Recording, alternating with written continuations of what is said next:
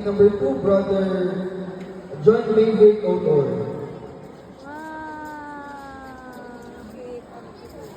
Lang, kaya lagi na niya.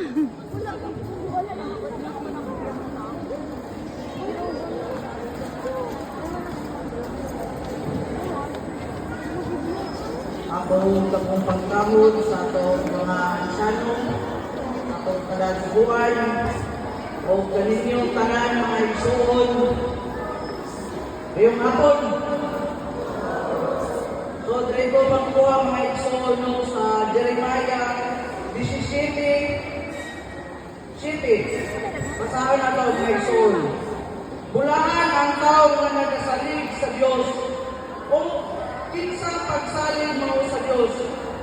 Kay siya mahimong sama sa kahoy nga natalong sa daplin sa Ay, kabalo sana nga. Kabalo o sana. magkakatag sa iyang mga gamot sa daplin sa suba. O dili mahanong kung muabot ang dingli. Hininuha makalungawon ang iyang dahon. O dili maghinulos sa tuwid nga ulaw. Ninunong kini sa pagpamunga. So, kani mga igsoon, na tema mga igsoon, pasabot alin, mulahan ang tao nga magsalig sa Diyos. Kinsa nga nagsalig sa Diyos, pagmusalig ka sa Ginoo, muragad ka ng tanong ba nga naa sa daplin sa sapa? Bantay mo ng daplin sa sapa na talong. Hindi na siya mahutan ng pagkaon. Hindi na siya malaws. Inunana ka mga igsoon, pumudukol ka sa Ginoo. No? Kabantay mo sa tanong na nasa sapa, kasi pag-init kayo bilang kayo. Dili na sa mahutang pagkaon. Dili na siya mamaya.